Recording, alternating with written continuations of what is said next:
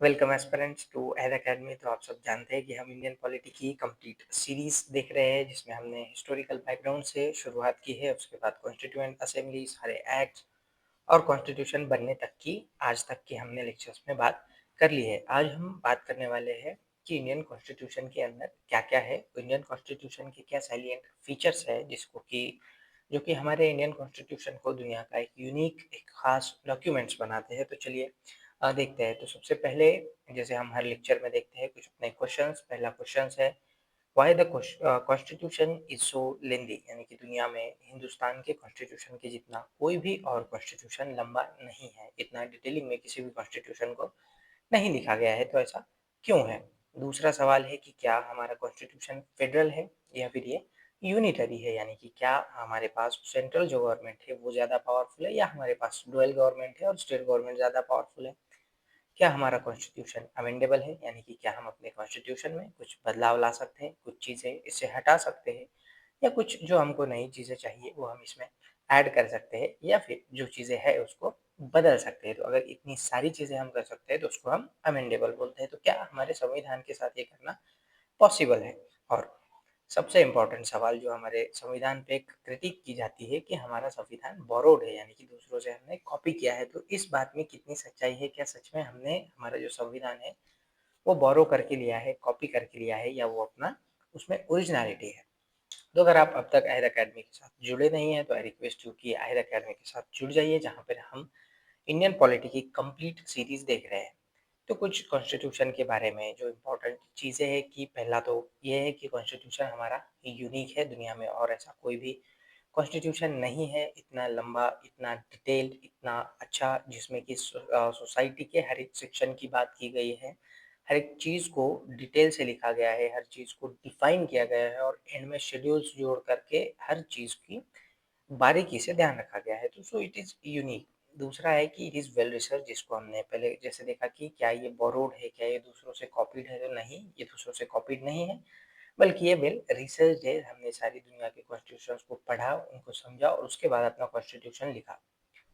ये अमेंडेड है, यानी कि दुनिया का कोई भी कॉन्स्टिट्यूशन इतना ज़्यादा अमेंड नहीं हुआ है अब तक जितना कि इंडिया का कॉन्स्टिट्यूशन अमेंड हुआ है। तो यस, हम अपने कॉन्स्टिट्यूशन को अमेंड कर सकते हैं, उसमें चेंजेस कर सकते हैं, और ये दुनिया का सबसे लंबा कॉन्स्टिट्यूशन है, जो कि है हमारा पहला ही features of the Indian constitution, the lengthiest written constitution in the world. तो हमारा जो संविधान है, जब ये बना था 1949 में, तब उसके अंदर क्या-क्या था? तब उसके अंदर थी एक प्रेम्बल, 395 आर्टिकल्स जो कि 22 चैप्टर्स में डिवाइडेड थे, और 8 शेड्यूल्स। अब ये चैप्टर्स क्या होते हैं? तो चैप्टर्स जैसे हमारे बुक्स में होते हैं कि एक सारी एक जैसी चीज़ें हम एक चैप्टर में रखते हैं, और जब हम कुछ और चीज़ के बारे में बात करें तो हम दूसरे चैप्टर में लिखते हैं। तो इसी तरह से जो आर्टिकल्स एक ही चीज़ के बारे में बात करते हैं, उनको हम एक चैप्टर में डालते हैं। जैसे कि सेंट्रल गवर्नमेंट से रिलेटेड सारे जो एक्ट है, वो सारे एक्ट एक ही चैप्टर में हो गए। स्टेट गवर्नमेंट से रिलेटेड जितने सारे एक्ट हैं, वो एक ही चैप्टर में हो गए।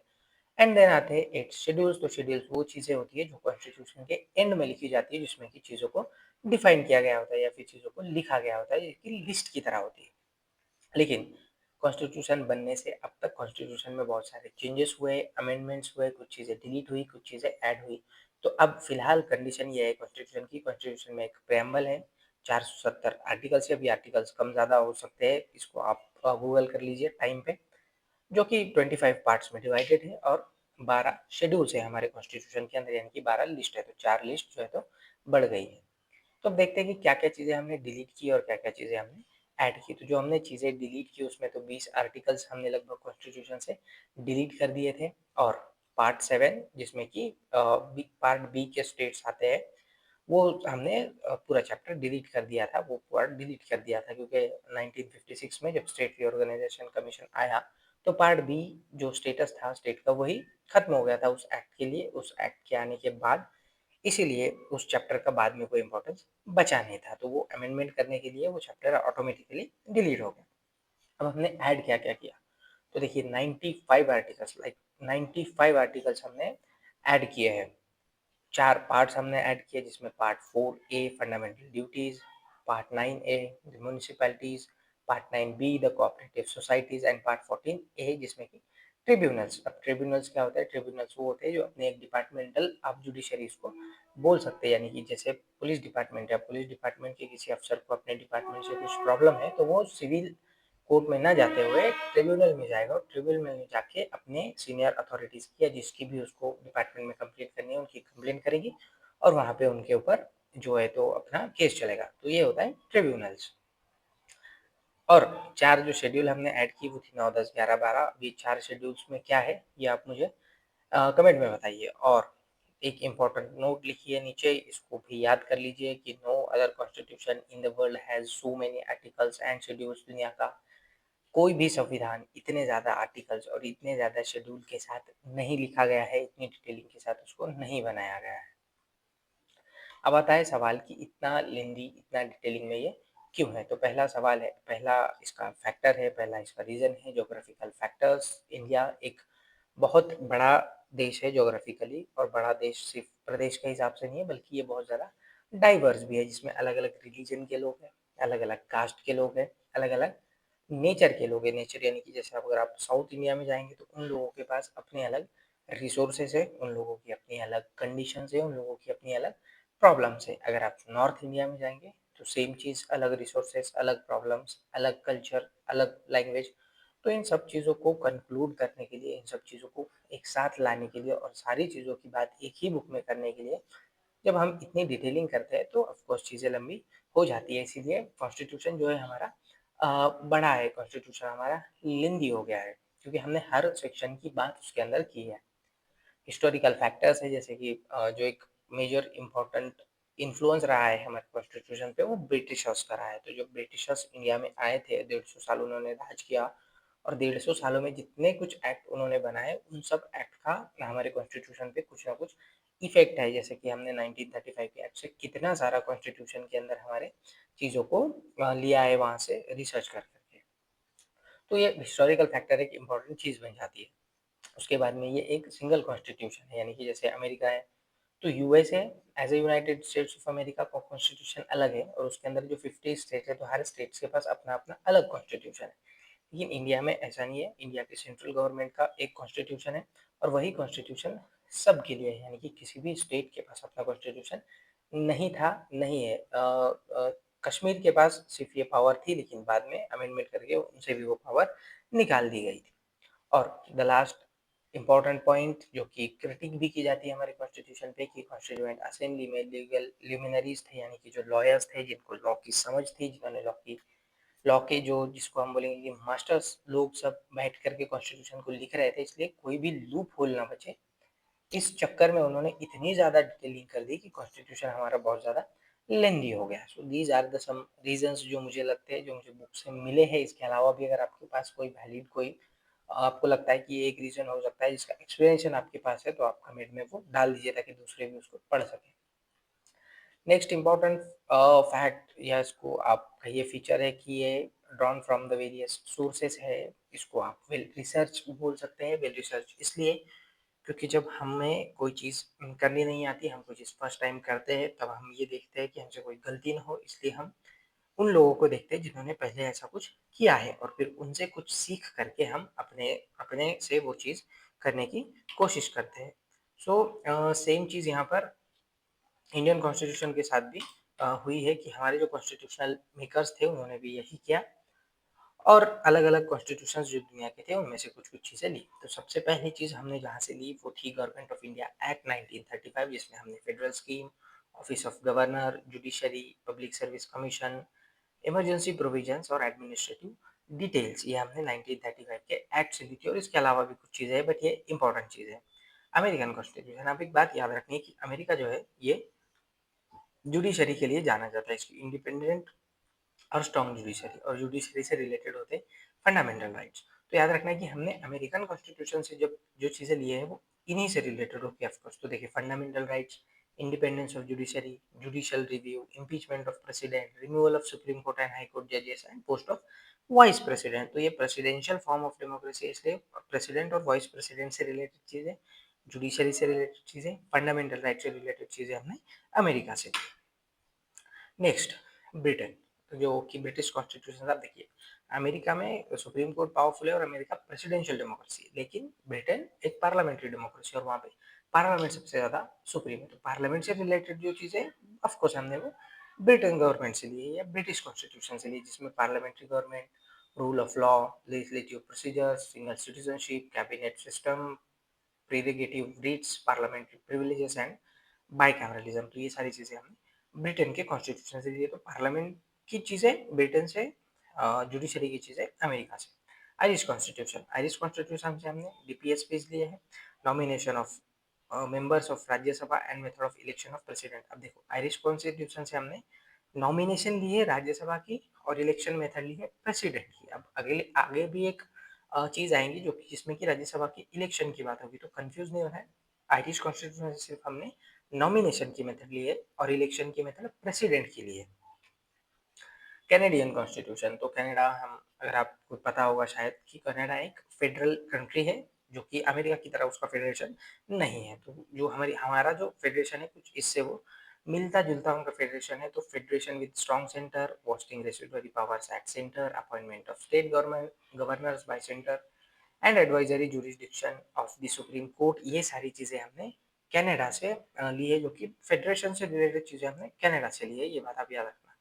Australian Constitution, concurrent list, freedom of trade, commerce and intercourse, and joint sitting of the two houses of parliament। तो जो ज्वाइंट सिटिंग वाली फीचर है वो ऑस्ट्रेलियन कॉन्स्टिट्यूशन से लिया है। ज्वाइंट सिटिंग क्या होती है? ज्वाइंट सिटिंग जब होती है जब कोई बिल पर यानी कि जो कॉन्स्टिट्यूशनल अमेंडमेंट का बिल नहीं है, ऐसे किसी बिल पर जब लोकसभा और राज्यसभा के बीच में जो बिल है वो फेल हो जाता है, तो फिर दोनों की ज्वाइंट सिटिंग बुलाई जाती है और वहाँ पे दोनों के मेंबर्स एक साथ आकर के बिल पे वोट करते हैं, दैट इज ज्वाइंट सिटिंग। लेकिन कॉन्स्टिट्यूशनल अमेंडमेंट बिल्स में ज्वाइंट सिटिंग नहीं होती, उसको अलग अलग हाउसेस से अलग अलग ही पास होना पड़ता है अपनी अपनी 2/3 मेजोरिटी के साथ में। तो ये इंपॉर्टेंट फैक्ट है कि कॉन्स्टिट्यूशनल अमेंडमेंट्स में ज्वाइंट सिटिंग नहीं होती।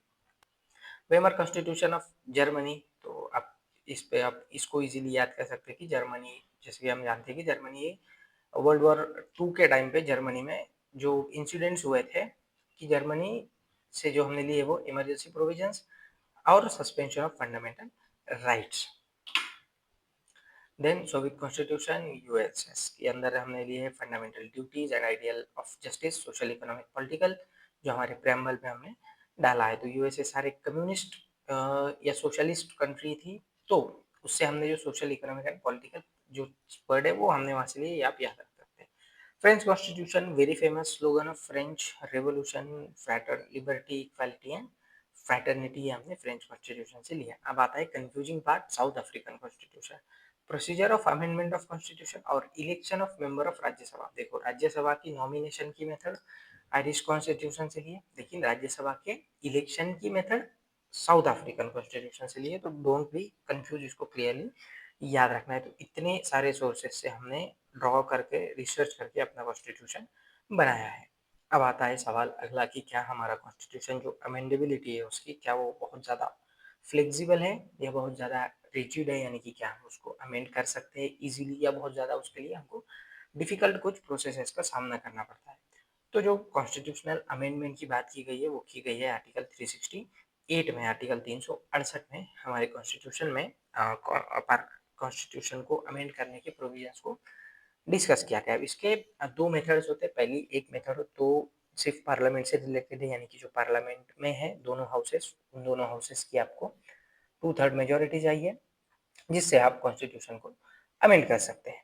सेकेंड चीज, जहाँ पे आपको दोनों हाउसेस की 2/3 मेजोरिटी के साथ में 50+1, यानी कि 50% +1 स्टेट की, यानी कि जो आधे स्टेट है, आधे स्टेट और +1 की मंजूरी लगेगी अगर आप कोई कॉन्स्टिट्यूशनल अमेंडमेंट कर रहे हो जो कि फेडरल सिस्टम से रिलेटेड है, या कोई स्टेट को आप नया पावर देना चाहते हैं या स्टेट का कोई पावर निकालना चाहते हैं। तो सेंट्रल स्टेट रिलेशन से चीज़ें, फेडरेशन से रिलेटेड जो चीज़ें उसके लिए ये वाली प्रोविजन है कि आपको स्टेट की भी कंसर्न लगेगी, और कुछ चीज़ें जो सिर्फ आप पार्लियामेंट में, यानी कि लोकसभा और राज्यसभा में दोनों में से मिला करके 2/3 majority, again that is 2/3 majority, okay, not normal majority. तो ये करके आप, तो ये दोनों चीज़ें है कि एक तो है कि एकदम रिजिड जहाँ पे आपको स्टेट गवर्नमेंट से भी परमिशन लेनी है, और एक चीज़ है कि थोड़ी सी सॉफ्ट है जहाँ पे आप पार्लियामेंट में अमेंडमेंट कर सकते हैं। तो ये एक ब्लेंड है जहाँ पे हमारा कॉन्स्टिट्यूशन रिजिड हो जाता है on the one hand, on the other hand हमारा कॉन्स्टिट्यूशन सॉफ्ट भी है, हमारा कॉन्स्टिट्यूशन फ्लेक्सिबल भी है। नेक्स्ट इंपॉर्टेंट चीज़ कि क्या हमारा कॉन्स्टिट्यूशन एक फेडरल कॉन्स्टिट्यूशन है या फिर ये एक सेंट्रलाइज्ड कॉन्स्टिट्यूशन है। तो देखो हमारे कॉन्स्टिट्यूशन में अगेन इसका भी एक ब्लेंड है, इसका भी एक मिक्सचर है। देखो देखो कुछ फीचर्स जो है वो हमारे पास फेडरेशन के, जैसे कि दो गवर्नमेंट है हमारे पास, एक सेंट्रल गवर्नमेंट है, एक स्टेट गवर्नमेंट है, डिवीजन ऑफ पावर है, क्लियरली रिटन कॉन्स्टिट्यूशन है और कॉन्स्टिट्यूशन को सुप्रीम रखा गया है, कॉन्स्टिट्यूशन से बड़े कोई और अथॉरिटी नहीं है। और वो कॉन्स्टिट्यूशन एक लिमिट के बाद रिजिड हो जाता है जहाँ पे आपको 50% प्लस वन स्टेट की आपको सहमति चाहिए कॉन्स्टिट्यूशन अमेंडमेंट के लिए। और जुडिशरी अपनी इंडिपेंडेंट है, बाइकैमरलिज्म है, दो हाउसेस है जिसमें एक हाउस जो है तो वो स्टेट्स के रिप्रेजेंटेटिव्स के लिए है ना। तो ये सारी चीज़ें क्या है, ये फेडरेशन का फीचर्स है। जहाँ पे जो कंट्रीज फेडरल है वहाँ पे ये फीचर्स होते हैं, या फिर जहाँ पे ये फीचर्स होते हैं वो कंट्रीज फेडरल हो सकती है, इसको आप किसी भी तरह से बोलिए। लेकिन हमारे कॉन्स्टिट्यूशन में कुछ ऐसे भी फीचर्स है जो फेडरेशन के अगेंस्ट है। अगेंस्ट बोलने से बेहतर आप ये बोल सकते हैं कि नॉन फेडरल फीचर्स है या सेंट्रलाइज्ड टेंडेंसी को सपोर्ट करने वाले फीचर्स है। तो वो क्या है, स्ट्रॉन्ग सेंटर है भैया, सेंटर के पास ज़्यादा पावर है, पार्लियामेंट सेंटर के पास है, एक ही कॉन्स्टिट्यूशन है जिसको सिर्फ सेंटर अमेंड कर सकता है, कोई भी स्टेट गवर्नमेंट कॉन्स्टिट्यूशन में अमेंडमेंट नहीं कर सकती। सिंगल सिटीजन है, आप सिर्फ इंडिया के सिटीजन हो, आप किसी भी स्टेट की सिटीजनशिप आपको नहीं मिल सकती, कोई भी स्टेट आपको सिटीजनशिप नहीं दे सकता। Flexibility of constitution, constitution flexible भी है, कुछ प्रोविजन जो है सिर्फ पार्लियामेंट में सेंट्रल गवर्नमेंट इजीली अमेंड कर सकती है, नॉट इजीली बट कर सकती है। जुडिशरी इंटीग्रेटेड है, अपॉइंटमेंट ऑफ स्टेट गवर्नर। अभी देखो स्टेट गवर्नर, स्टेट का सिस्टम, स्टेट की गवर्नमेंट, लेकिन उसमें सेंटर का हिस्सा है कि भैया तुम्हारे ऊपर जो बॉस आएगा वो सेंट्रल गवर्नमेंट भेजेगी, तो अगेन सेंटर पावरफुल बन जाता है।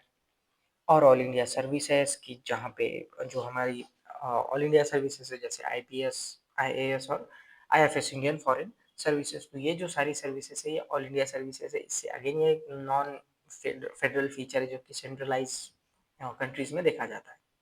और इमरजेंसी प्रोविजंस हैं सो ऑन। तो इमरजेंसी प्रोविजंस का मतलब ये कि जब इमरजेंसी लगेगी, चाहे वो सेंट्रल हो, चाहे स्टेट हो, चाहे इकोनॉमिक हो, सारी चीज़ों में सेंटर के पास पूरी कंप्लीट अथॉरिटी चले जाती है और स्टेट एकदम पावरलेस हो जाते हैं, खत्म, जीरो।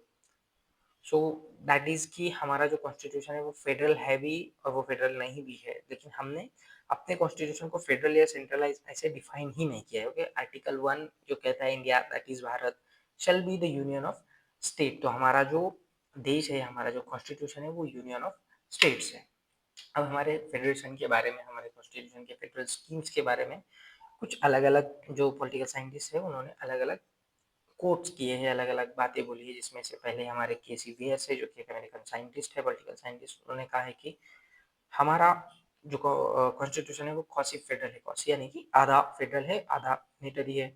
मॉरिस जोन्स ने कहा है कि बार्गेनिंग फेडरलिज्म है, कि भैया स्टेट सेंटर बार्गेन करके अपना सिस्टम चला रहे हैं। ग्रैनविल ऑस्टिन ने कहा है कि कोऑपरेटिव फेडरलिज्म है, जहाँ पे दोनों एक दूसरे को कोऑपरेट करते हैं, एक दूसरे को साथ देते हैं और फिर अपना सिस्टम चलाते हैं। और इवियर जेनिंग्स ने कहा है कि फेडरेशन विद सेंट्रलाइज टेंडेंसी, यानी कि फेडरेशन तो है लेकिन ज़्यादा झुका सेंटर की तरफ है। तो ये चार कोट्स भी आप याद कर लीजिए, क्या पता आपको कहीं पे काम आ जाए ऑब्जेक्टिव में या फिर आपके जो मेंस के रिटर्न पेपर है उसमें। तो ये ऑफकोर्स याद करने ही है आपको, आपको ये लिखने ही है। नेक्स्ट इंपॉर्टेंट फीचर आ जाता है हमारा कि पार्लियामेंट्री फॉर्म ऑफ गवर्नमेंट। तो जो गवर्नमेंट होती है, जो डेमोक्रेसी होती है, उसके दो फॉर्म होते हैं, एक प्रेसिडेंशियल फॉर्म जो कि अमेरिका में है और एक पार्लियामेंट्री फॉर्म जो कि ब्रिटेन में है, और एक अपने यहाँ भी, मतलब जो अपने यहाँ है वो भी पार्लियामेंट्री फॉर्म ऑफ गवर्नमेंट ही है। तो पार्लियामेंट्री फॉर्म ऑफ गवर्नमेंट के अगेन क्या क्या फीचर्स है जो हमने अडॉप्ट किया है, जो हमारा कॉन्स्टिट्यूशन जिसको इंक्लूड करता है। तो presence of nominal and real executives, दो टाइप के एग्जीक्यूटिव्स है, एक नॉमिनल और एक रियल। तो जो जो हमारे प्रेसिडेंट है वो एक नॉमिनल एग्जीक्यूटिव बन जाते हैं और जो रियल एग्जीक्यूटिव है वो प्राइम मिनिस्टर और हमारे मंत्रिमंडल बन जाता है। उसके बाद में आती है मेजोरिटी पार्टी रूल। जो पार्टी सबसे ज़्यादा जिसके पार्लियामेंट में सीट आएगी वो पार्टी अपनी गवर्नमेंट बनाती है। एक पार्लियामेंट्री सिस्टम का एक फीचर होता है। जैसे प्रेसिडेंशियल फॉर्म में आप अगर जाएंगे तो वहाँ पे ऐसा नहीं होता, प्रेसिडेंट अलग चुना जाता है और पार्लियामेंट अलग चुनी जाती है। तो ऐसा नहीं हो सकता कि जिसकी पार्टी की कांग्रेस में या हाउसेस में पावर हो वो प्रेसिडेंट ना हो, दिस इज नॉट, मतलब ये अलग अलग चीज़ें वहाँ पे होती है। यहाँ पे पार्लियामेंट्री फॉर्म में ऐसा नहीं होता, ये दोनों चीज़ें साथ में चलती है कि आपको पावर में अगर आना है तो आपको हाउस जीतना पड़ेगा।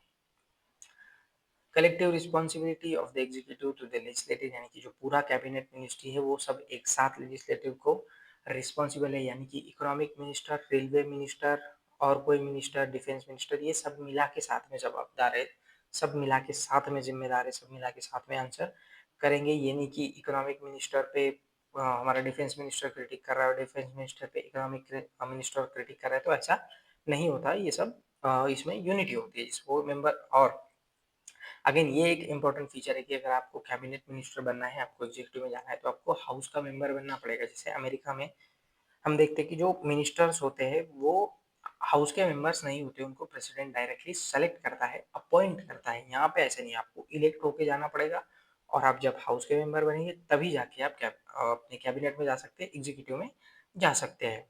और leadership of prime minister and chief minister, तो जो कंट्री को जो लीड करते हैं वो प्राइम मिनिस्टर होते हैं और स्टेट को जो लीड करते हैं वो चीफ मिनिस्टर होते हैं। और जो लोअर हाउस है वो डिसॉल्व होता है। डिसॉल्व होता है इसका मतलब ये है कि उनका टेन्योर खत्म होता है और उनको फिर से बाद में लोगों के बीच में जाना पड़ेगा, उनको फिर से उसको हाउस को बनाना पड़ेगा। And again you are empowering the citizens of your country, giving them the right to vote, giving them the right to choose कि आपको लोअर हाउस में किसे भेजना है, किस तरह से आपका लोअर हाउस बनाना है। तो इतने सारे जो फीचर्स है ये पार्लियामेंट्री फॉर्म ऑफ गवर्नमेंट की होती है जो कि हमारे कॉन्स्टिट्यूशन में है, इसलिए हम अपने कॉन्स्टिट्यूशन को या अपनी कंट्री को पार्लियामेंट्री फॉर्म ऑफ गवर्नमेंट बोलते हैं।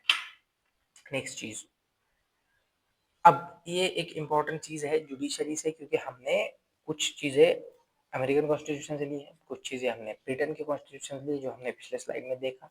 अब यहाँ पे इनका क्लैशेस होने की चांसेस ज़्यादा बढ़ जाती है, क्योंकि अमेरिका में जो सारे मतलब ऑलमोस्ट पावरफुल है जुडिशरी, और ब्रिटेन में जुडिशरी इतनी पावरफुल नहीं है। वहाँ पे जो सारी पावर है, अथॉरिटी है, वो पार्लियामेंट के पास। अब जब दोनों को आपको ब्लेंड करना है then you have to be very tricky, आपको बहुत संभल के करना पड़ता है। तो हमने क्या किया है कि हमने एक सिंथेसिस किया है ब्रिटिश जो प्रिंसिपल है सुप्रीमेसी ऑफ।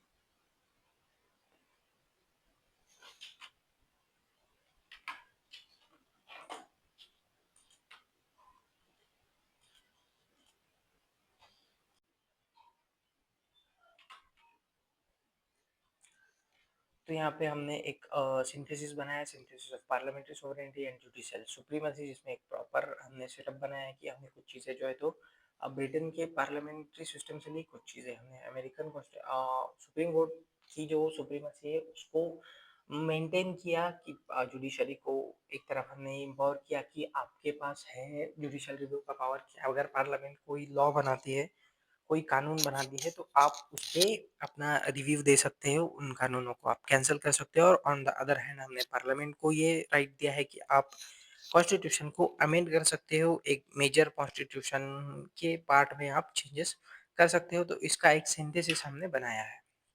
हमारी जो जुडिशरी है वो इंटीग्रेटेड एंड इंडिपेंडेंट है, ये अगेन हमारे कॉन्स्टिट्यूशन का फीचर है, जिसमें हमारी जुडिशरी में हायरार्की है। सबसे टॉप पे सुप्रीम कोर्ट आता है, उसके बाद में हाई कोर्ट, उसके बाद में district court and session courts, इस तरह से ये हायरार्की चलती है। अब इनकी सर्विस, अब जुडिशरी को इंडिपेंडेंट बनाने के लिए जो चीज़ें हमने की है वो है कि फिक्स्ड सर्विस कंडीशंस उनकी होती है। All the expenses of the supreme court charge on the consolidated fund of India, यानी कि आपकी सर्विसेज फिक्स है, अब आपको कोई जॉब से नहीं हटा सकता, कोई आपकी सैलरीज नहीं निकाल सकती, यानी कि कोई गवर्नमेंट इजीली ओके आपके फंड्स, आपकी सैलरीज, आपकी जो सारी चीज़ें हैं वो सब फिक्स है। आपके कंडक्ट के बारे में, आपके डिसीजंस के बारे में कोई बात नहीं कर सकता, कोई उस पे क्रिटिक नहीं कर सकता।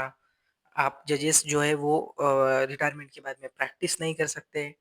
आपके पास कंटेम्प्ट ऑफ कोर्ट की पावर है, यानी कि अगर आपके साथ कोर्ट के साथ अगर कोई बदतमीजी करे, कोई आपके बारे में कुछ उल्टा-सीधा बोले, then you can punish them no matter how much authority they have, तो आप किसी को भी पनिश कर सकते हो। और separation separation judiciary from the executive, यानी कि जो एग्जीक्यूटिव है, मिनिस्टर है, प्राइम मिनिस्टर है, प्रेसिडेंट है, इन सबको आपसे अलग रखा गया है, सेपरेट किया गया है। देन आते हैं हमारे DPSPs, directive principles of state policies, जो कि हमारे स्टेट को, हमारी गवर्नमेंट को हमारे कॉन्स्टिट्यूशन ने बताया है कि तुमको क्या करना है, उनको एक आइडियल सोशल इकोनॉमिक डेमोक्रेसी बनाने के लिए कुछ रास्ता दिखाया है, कुछ प्रोविजंस दिखाया है। लेकिन डीपीएसपी नॉन जस्टिसिएबल है, जिनके लेकर के आप कोर्ट में नहीं जा सकते कि हमको जो अपने यानी कि कॉन्स्टिट्यूशन में तो बोला है कि गवर्नमेंट सबको रोज़गार देगा, कॉन्स्टिट्यूशन में तो बोला है कि गवर्नमेंट सबको जो है तो क्या देगा मतलब अच्छे घर देगा, अच्छी हवा देगा, अच्छा एजुकेशन देगा, पर हमको तो मिल नहीं रहा। ये बोल के आप कोर्ट में नहीं जा सकते। So they are not justiciable. Justiciable वो होता है जिसके लिए आप कोर्ट में जा सकते हो। उसके बाद में आती है फंडामेंटल ड्यूटीज़। जैसे हमारे कॉन्स्टिट्यूशन ने गवर्नमेंट को ये बताया है कि उनको क्या करना है, उसी तरह से हमारे कॉन्स्टिट्यूशन ने हमारे जो नागरिक है, हमारे इंडिया के जो सिटीज़न्स हैं, उनको भी बोला है कि क्या करना है, जिनको हम फंडामेंटल ड्यूटीज़ बोलते हैं, जो पार्ट 4 ए आर्टिकल 51 ए के अंदर इसको डाला गया है। और ये कॉन्स्टिट्यूशन जब बना था, तब ये नहीं था। बाद में हमने 42nd कॉन्स्टिट्यूशनल अमेंडमेंट करके 1976 में जो स्वर्ण सिंह कमेटी थी, इसके रिकमेंडेशन पे इसको डाला था। और 86 कॉन्स्टिट्यूशनल अमेंडमेंट एक्ट 2002 में हमने एक और फंडामेंटल ड्यूटीज में ऐड की थी, जो कि मतलब 7 से 14 साल के बच्चों को कंपलसरी एजुकेशन के से रिलेटेड वो थी। तो याद रखना है कि 42nd अमेंडमेंट 1976 में हमने ये वाली प्रोविजन डाली, और 86 कॉन्स्टिट्यूशनल अमेंडमेंट 2002 में हमने उसमें एक और प्रोविजन ऐड की थी। तो आज के लिए बस इतना ही। अगले जो फीचर्स है, जितने भी हमारे और 8-9 फीचर्स जो मुझे लगे इम्पोर्टेंट है, वो हम नेक्स्ट लेक्चर में डिस्कस करेंगे। तो तब तक आप जुड़ जाइए, ताकि आपको नोटिफिकेशंस मिल सके, और जितने भी सारे हम लेक्चर्स लेते हैं उसकी अपडेट्स आपको टाइम टू टाइम मिल सके।